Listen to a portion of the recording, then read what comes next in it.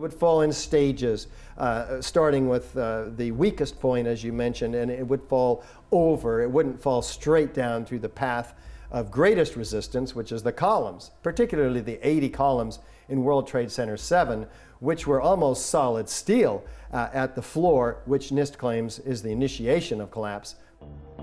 Through here, the red area is showing where we had observed structural damage. You see there's a little bit of... They say the main reason for the collapse were normal office fires, not the diesel as first thought. You can see here we either have large sagging or buckling occurring in some of these floor beams, and these circles indicate the condition of the connections, where yellow is a partial failure and a pink is a full failure where the entire connection no longer is attached to the column. Other skyscrapers haven't fully collapsed before because of fire, but what happened on 9/11 was unique. Tower 7 was built over an electricity substation. There were many fires, and crucially, firefighters could not fight the fires in Tower 7. They didn't have enough water and focused on saving lives. Our working hypothesis now actually suggests that it was normal building fires.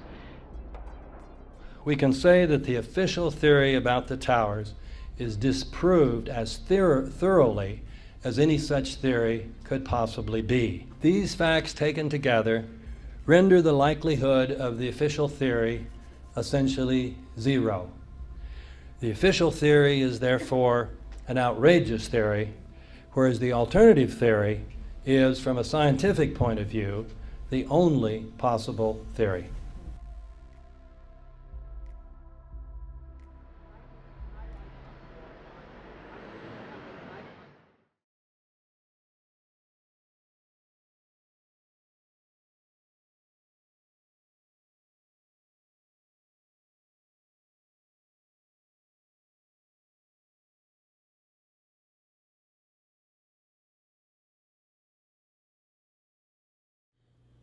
Aloha and welcome back. This is part 2 of my program produced for Press TV a couple of years back regarding the BBC and their criminal conspiracy to cover up those responsible for the 9/11 false flag event. Of course, those of you who know me know damn well where I stand with regard to that.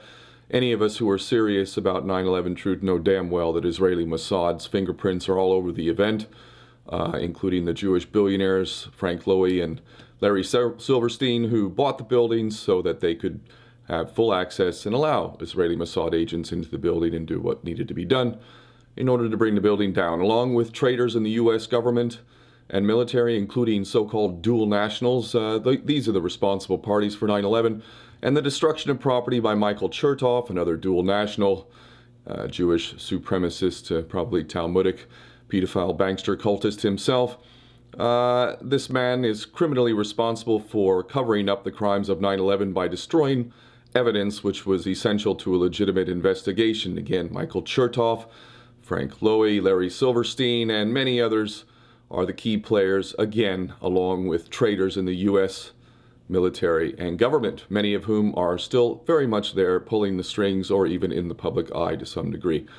This is the reality of 9/11, and you know, thankfully more and more people are seeing the obvious, and I'm happy and very proud of the fact that so many more people, especially a lot of younger people with new channels, are getting up and saying what needs to be said. Speaking truth about those in power, the truths that you speak, which inevitably lead to problems for you. If you have a YouTube channel, many of you know, recently there has been a spate, a real increase in the shutting down of YouTube channels. This agenda is only going to continue further, I'm quite sure of it, but this is a good thing, in my opinion. In fact, I've had a community guidelines strike, as I've had in the past. My record was clean after, you know, I don't produce that many videos, but, you know, so when I get a strike, eventually the strike goes away. I had 0 strikes, but last week I got a strike for a video I produced 6 years ago regarding Sandy Hook, which leads us to another subject. The obvious agenda of taking the guns away from U.S. citizens. I really, really, really want to appeal to those of you on the so-called left, the liberal-leaning circles, including many of you who appreciate my work and whom respect me and whom I respect you conversely on most every issue, or many issues, let's say. Do you not know that there is an agenda to take away the guns from the American citizens. I hope you at least know that. There is this agenda, and those in power are orchestrating the agenda.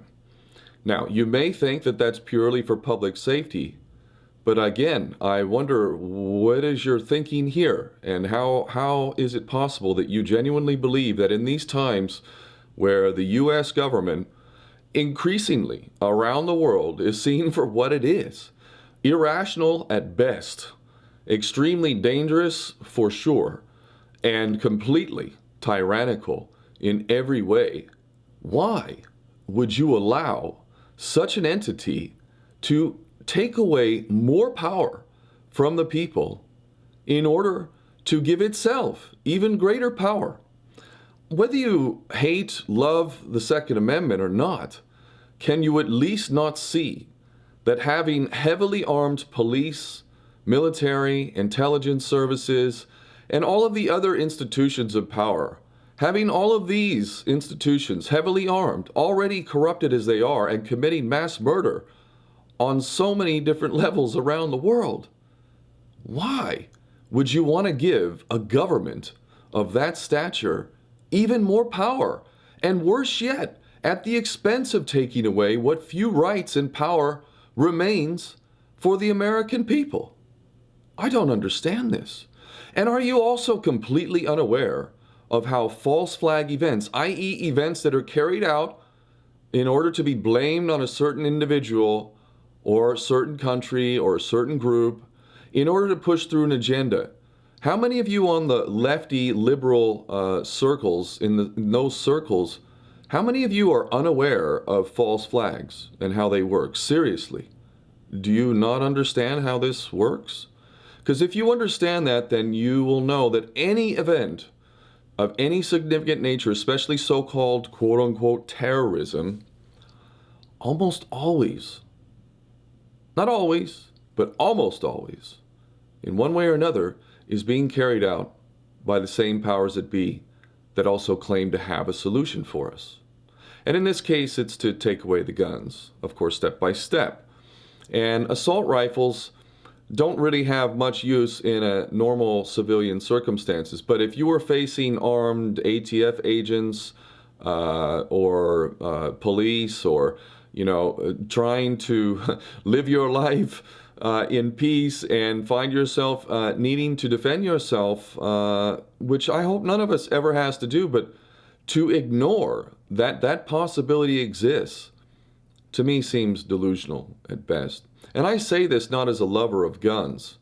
I'm really not. I look forward to a world in which really, literally, there'll be no need for any such weapons. I mean, the fact that we spend so much time and energy developing weapons and allowing this as people, never-ending streams of new weapons of mass destruction and, hundreds of millions of firearms and all this kind of stuff.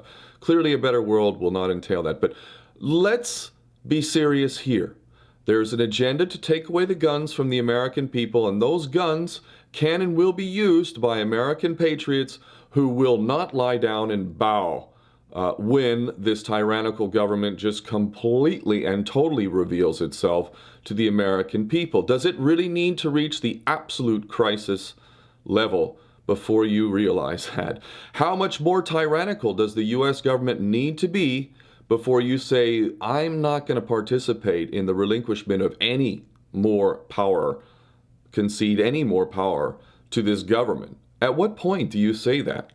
Are you waiting for Obama to come back or something? The guy who didn't shut down Guantanamo Bay, who didn't get us out of Iraq, who lied over and over and said he was going to get rid of nuclear weapons too? What are you waiting for? I don't understand. I'm kind of baffled by that. Again, I say that not as a gun lover. Now, getting back to the YouTube thing, I've had my first strike.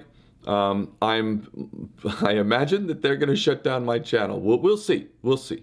But this strike for a YouTube video I produced 6 years ago regarding Sandy Hook, which, by the way, had some really good information about the gun agenda, taking the guns away. So it makes sense that they would have come after that video. It's now gone, and I've lost it, actually. I didn't have a record of that, but I took down all of my other videos, so I have them. I'm going to be putting all of my YouTube videos. I'll edit out a few that weren't all that great, but all of my best videos I'm going to be putting on DTube. So please go to DTube, register, and become a viewer over there, because if my channel does get shut down, well, there you go. You'll be able to have access there, and I'll continue to produce new content in that forum. Also Vimeo, but DTube is where I'm going to give it a shot for now. Also, I encourage all of you to please download my videos while they're there on YouTube. Just do it. Have them on your hard drive, and if my channel gets shut down, post them. You know, if I'm not able to do it, then post them. There's already so many videos out there. It makes any kind of attack on me or any other right-thinking, forward-thinking person makes it difficult. We can turn their negative actions into positives for us. So I'm ready to embrace that. I'm ready to embrace my YouTube channel being shut down. If indeed that's what needs to happen for me to speak the truth, no problem. That's a price I'm willing to pay. And I'll move forward in the most intelligent way possible. So with your help, there won't be no shutting down of any critical channels. In fact, those channels they think to shut down or even shut down are going to get bigger in the end. And make no mistake about it, if they shut down my YouTube channel, I'll put extra effort into making a bigger channel elsewhere. So no problem, no problem. Whatever they want to do, no problem. I'm going to still focus on what I got to do. And that's a good way, I think, to lead into this BBC program. Again, I'm proud of this program. It makes clear where the BBC stands. They are not just propagandists. They are criminally responsible for covering up the crimes of 9/11 and protecting those directly responsible. I look forward to the day where executives within the BBC and other such institutions face justice for real, because the amount of people who have died as a result of the propaganda from these lying, cheating bastards, we can't even count it. So this isn't about producing programs for television. This is about facilitating mass murder. And ain't a world without that kind of shit going to be a much more beautiful place to be. I look forward to it immensely. And I thank everyone for your support once again, especially if they're looking to shut me down. I please encourage you to go to Patreon, give what you can. This provides independence to not just me, but other producers. When we can rely on people directly who appreciate our work to support us directly with no real middleman, although Patreon does have some issues, for now they seem to be pretty legit. And if we continue to support each other directly, we will win. And I say once again, the powers that be are shitting themselves, because we do indeed have the most powerful weapon of all, and we shall not sacrifice it for anything. And I don't care, I hear this all the time. One last point, all the time I hear people who are otherwise aware complaining, basically, about how nobody cares. I tell my friends and family, none of them want to know, they just want to watch football, blah, blah, blah, blah, blah. Stop focusing on these people. Please, be aware of the fact that never in human history have so many human beings been coming into consciousness at one time. This is happening right now, and it is immensely powerful.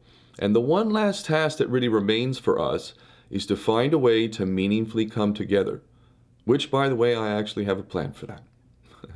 Delayed as it is, and it will be launched this year. So I'll be talking more specifically about that, but I ask and urge all of you who are aware to stop getting depressed and stop getting disenfranchised and stop feeling dissuaded and discouraged. There are ever-growing numbers of people who are joining the ranks of human men and women who are conscious, aware, awake, and steady, and committed to the truth. Ever-increasing numbers, unprecedented numbers. Stop focusing on those who are not. Don't worry about them. God love them. They'll come around. Don't worry. They're waiting for some leadership by example. So be part of that leadership that actually sets the stage, which those on the stage have honor and integrity. And by leading that way, the masses, including your loved ones, your friends and family, they'll come around. God love them. Don't worry about that. Let's be realistically optimistic, because this world is indeed what we make of it, and if we want a better world, then we shall make it so.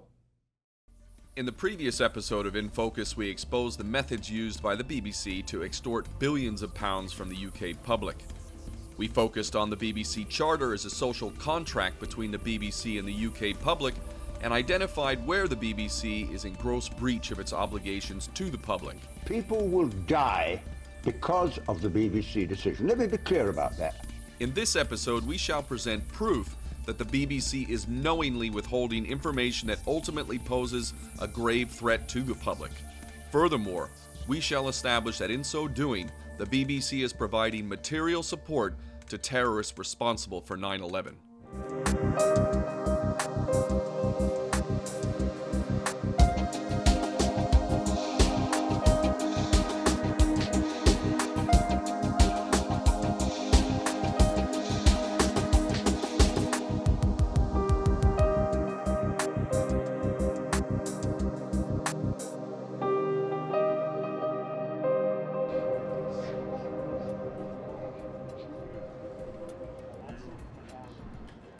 There are many deeply disturbing truths that humanity must recognize if we're to be serious about addressing the grave dangers we face.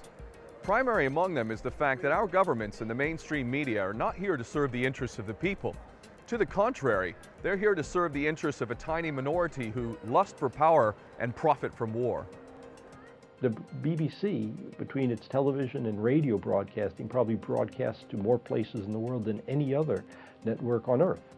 And they are essentially protected by the British government when they make statements that support the ends that the British government has supported. The BBC is a government department and a department of the intelligence network of Britain. The two component parts of the security services and some of the high levels of the BBC are almost inseparable. Acknowledging that many examples can be cited to affirm the injurious role of the BBC and UK government, the false WMD threat sold to the public so as to justify the invasion and occupation of Iraq is just one example, we are wise to look at the social contracts between the public and the BBC, as well as the public and the UK government. As discussed in the previous episode, the BBC receives billions of pounds from the UK public and thus has many contractual obligations to them. Paramount among these obligations lies in Section 1 of the BBC Charter. Quote, "The BBC exists to serve the public interest." End of quote. Acknowledging that public interest is a vague term, all sane people will agree that withholding information from the public that protects terrorists is not in the public interest. But more on that later. The only time that the BBC has covered anything to do with the conspiratorial view of 9/11 was to set up and ridicule anyone that was saying actually the official story is not true.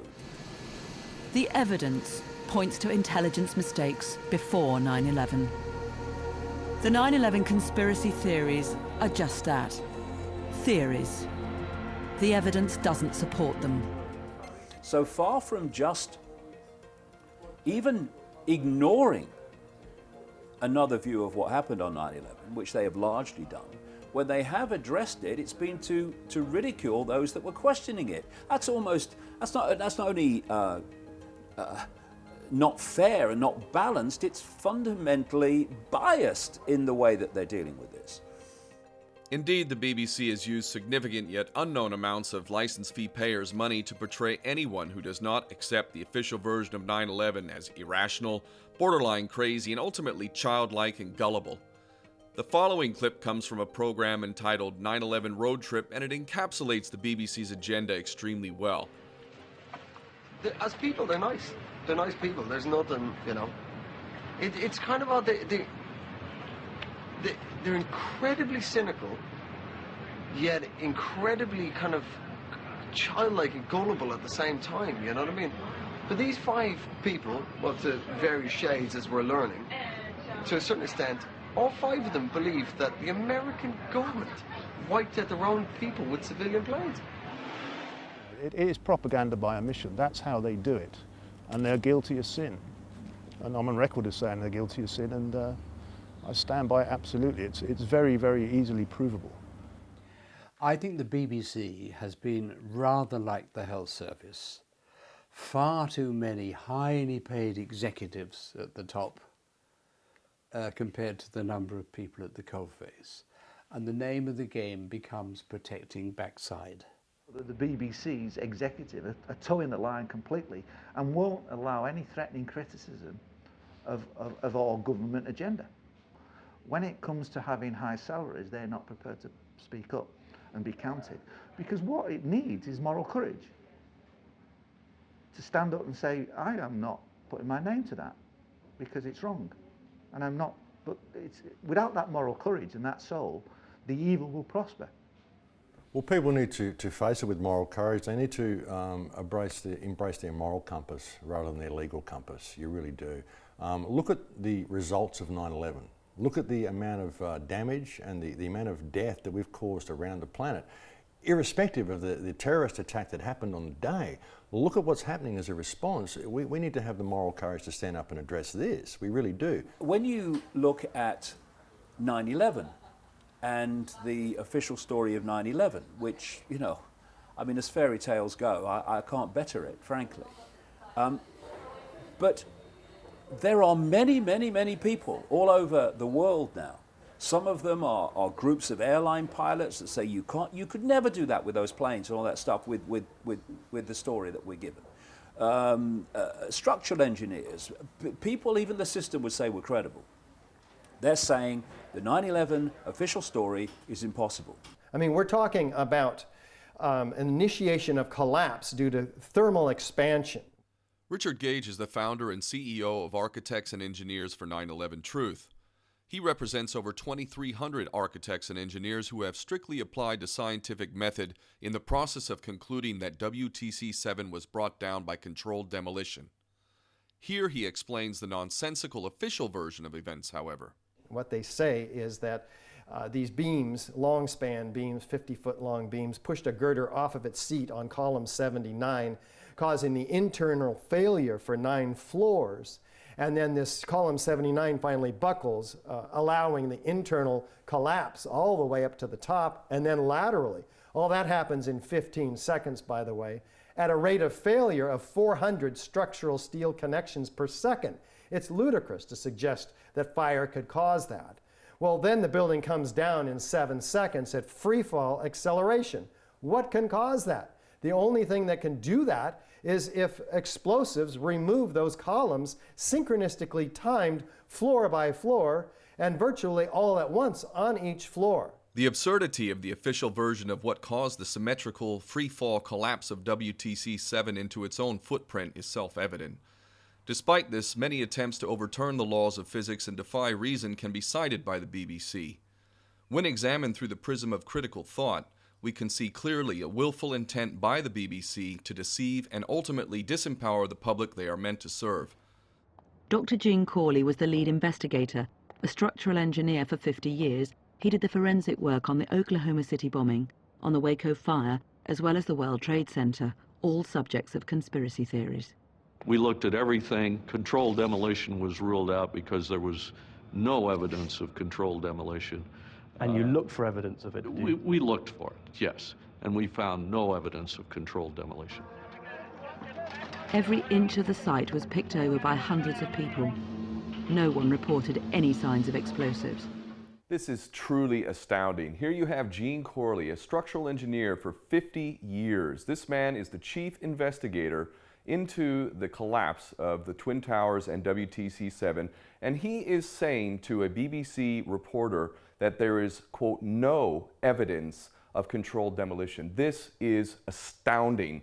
In a day and age where we're supposed to have genuine journalism, you have a BBC reporter accepting the chief investigator claiming that there is no evidence. No evidence such as the firemen and first responders who heard multiple explosions in the buildings, no evidence in the form of molten metal, no evidence in the form of free fall acceleration, no evidence in the form of symmetrical collapse into its own footprint. We can go on and on and on, but the fact is that the BBC accepted what is a patently false answer, a lie, and in fact, any serious investigation into the collapse of World Trade Center 7 and the Twin Towers makes clear that there is far more evidence to support controlled demolition than there is in fact for a fire, an office fire. In fact, there is no precedent. Never in the history of our world has a steel frame building collapsed from an office fire, and yet 3 buildings, we are told, collapsed on that day, and we're supposed to accept that as if it makes any sense. The key here is that the BBC does not challenge this patently false lie.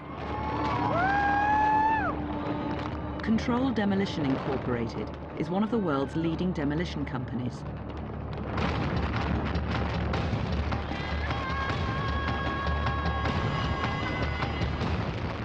Mark Loiseau has been in this family business all his life. He knows what it takes to bring a building down. The largest steel structure we've taken down, which I think is still a Guinness record, is the J.L. Hudson building in Detroit. I saw thermite once in high school. It was very impressive, but I've never seen anyone use a material which melts steel for demolition purposes. I don't see how you could possibly get all of the columns to melt through at the same time. This is truly extraordinary once again. Here we have a demolitions expert who is stating very, very clearly that he sees no possible way that thermite could be used to actually bring down the building in a symmetrical free-fall manner. And yet, the BBC reporter is right there and could easily ask the question, well, if thermite can't do it, what is supposed to make us believe that a fire, an office fire, can somehow compromise all of the joints within this steel-structured building and bring it down symmetrically at free fall speed? Instead of the BBC questioning the validity of office fires bringing down the building, which would require the same level of timing, instantaneously, symmetrically, all the supports collapsing and imploding all at the same time, that's not possible with thermite. It certainly isn't possible with the office fire now, is it? The BBC have withheld a huge amount of extremely powerful evidence which basically proves that the official story of 9/11 is not only false, it's completely impossible. So the BBC have certainly been in gross breach of their requirements through the Royal Charter and editorial guidelines on the issue of 9/11. Well, what they did is they spoke for NIST at the time. NIST was denying freefall, saying there'd be no structure below if it fell at freefall. But later on, after the BBC's program, NIST acknowledges freefall. So this has not been retracted or corrected by the BBC. In fact, their program has been taken off the air and off their archives. If the true perpetrators are not being exposed through the withholding of that information, then there's the potential for those perpetrators to commit similar acts in the future. So that definitely puts the public in danger, and the public need to have that information so that the perpetrators of these crimes can actually be exposed and held to account. One of the most transparent and sinister methods of deception is that of selling impossible theories, including some that blatantly defy the laws of physics, through the use of so-called computer models. The government just loves their computer models, don't they? They really do. What they do is they give you a completely unrealistic scenario, and then they create a computer model to illustrate the scenario that they've given you. With no steel from Tower 7 to study, investigators have instead made 4 complex computer models, worked out to the finest detail. They're confident their approach will provide the answers. Purdue University has built a computer model to show how the damage inside the Pentagon is likely to have happened. And its animation matches what this structural engineer saw when he went into the building. It blew out a bunch of columns, and then as it went through, the fuel exploded more and more. So there were all these explosions that went out from where the plane was. And that's why there's a big round hole, because the explosive forces made the round hole. When you look at 9/11 and you look at everything that's going on with the war on terror, just look at what you're being told by the government. Look at it for yourself and analyse it with your own mind, and look at what they're telling you, and then add the numbers up and see if they balance. The books don't balance. The small size of the hole can easily be explained because it is where the remnants of the plane came out, leaving almost all the debris and passengers inside. The BBC, since September 11th, has descended into just sheer and utter extremist propaganda. They're in utter denial about these 9/11 and the whole war on terrorism. issue, they actually reported that Building 7 came down on September 11th, 20 minutes before it came down. Somebody fed them the script, but it got there too early. The BBC have been part of the construct that supports that narrative, and to my mind that makes them fully complicit in it. This isn't a case of keeping quiet. This is proactively going out of their way to perpetuate the monstrous lie and the tyrannical cover of horrendous acts of terrorism against our own citizens. Investigators have focused on the east side, where the long floor spans were under most stress. They think fires burnt long enough to weaken and break many of the connections that held the steel structure together. At 5:20, the building drops like a rock, straight down virtually, into its own footprint just about, at free fall acceleration. For at least a third of its fall, it's falling freely. There's 40,000 tons of structural steel in this building, 5 times stronger than it needed to be in order to keep it up and from falling anywhere. So all of a sudden, what must have happened is those columns had to have been removed. Our working hypothesis now actually suggests that it was normal building fires that were growing and spreading throughout the multiple floors that may have caused the ultimate collapse of the buildings. That pretty much covers the number one problem here.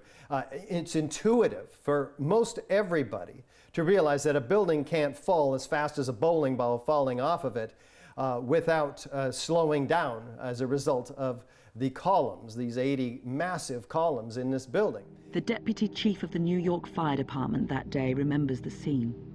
Well, we had our special operations people set up surveying instruments to monitor and see if there was any movement in the building. We were concerned of the possibility of collapse of the building. And we had a discussion with one particular engineer there, and we asked him if we allowed it to burn, could we anticipate a collapse, and if so, how soon? And it turned out that he was pretty much right on the money, that he said in its current state you have about 5 hours. Because this would have been the third steel structure building in the history of the world to fall down. So why did they, A, have any reason to believe it was going to fall down? Because there were no precedents for it. We didn't have any reports on it at that stage. And then, of course, the report eventually comes out in 2008 that the building fell down due to fire. Well, I don't believe it. I simply don't believe it, and neither do 2,000 architects and engineers around the world, and millions of others for that matter. You don't have to be a scientist to see that the building was demolished. Then you have connections that essentially don't have strength for the loads that they are being subjected to, and you have this massive failure of a column. It does not take time. The structure has lost all integrity at that point in time. It would fall in stages, starting with the weakest point, as you mentioned, and it would fall over. It wouldn't fall straight down through the path of greatest resistance, which is the columns, particularly the 80 columns in World Trade Center 7, which were almost solid steel at the floor, which NIST claims is the initiation of collapse. Through here, the red area is showing where we had observed structural damage. You see there's a little bit of... They say the main reason for the collapse were normal office fires, not the diesel as first thought. You can see here we either have large sagging or buckling occurring in some of these floor beams, and these circles indicate the condition of the connections, where yellow is a partial failure and a pink is a full failure where the entire connection no longer is attached to the column. Other skyscrapers haven't fully collapsed before because of fire. But what happened on 9/11 was unique. Tower 7 was built over an electricity substation. There were many fires, and crucially, firefighters could not fight the fires in Tower 7. They didn't have enough water and focused on saving lives. Our working hypothesis now actually suggests that it was normal building fires. We can say that the official theory about the towers is disproved as thoroughly as any such theory could possibly be. These facts taken together render the likelihood of the official theory essentially zero. The official theory is therefore an outrageous theory, whereas the alternative theory is, from a scientific point of view, the only possible theory.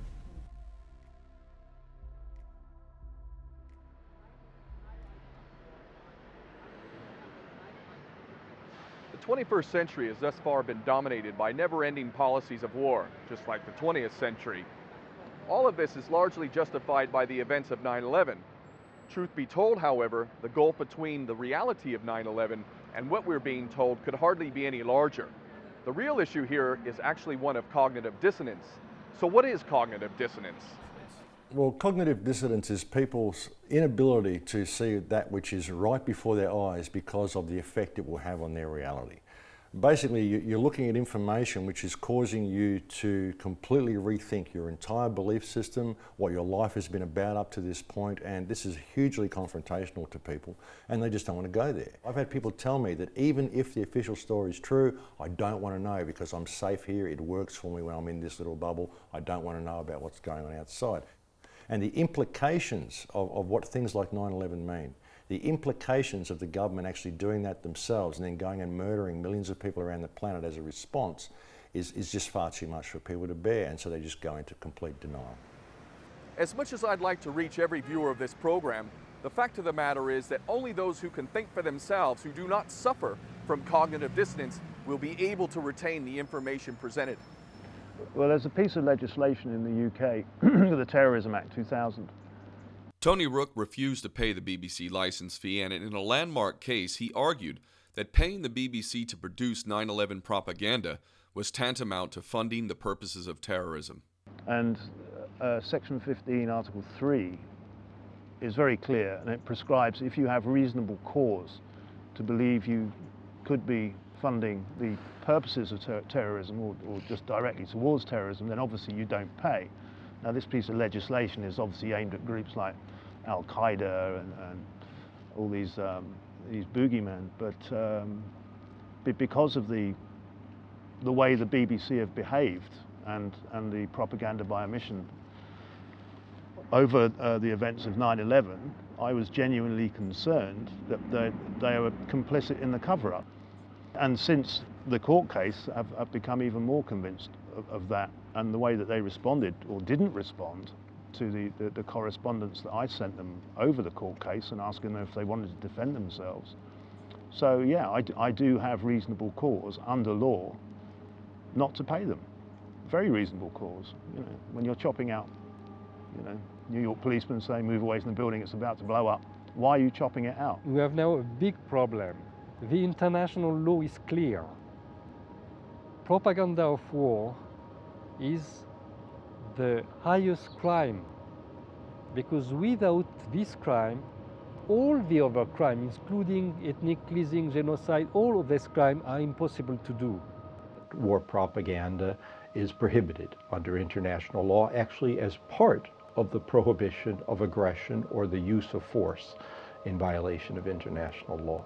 So the BBC is a nest of war criminals and Orwellian propagandists, and the people behind its 9/11 propaganda need to be tried, sentenced, and hanged for treason and crimes against humanity.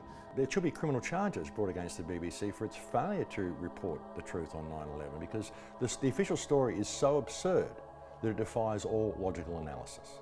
And one of the things that I have argued very often is that if we really want to have respect for the law, it's not the weakest that we have to prosecute, it's the most powerful we have to prosecute, because those are the ones that set the example. Believe me, our governments are not going to solve any of the problems unless they are pushed to do so by informed public opinion. Therefore, I say what I describe as the media's betrayal of democracy is an issue that really ought to be most seriously addressed.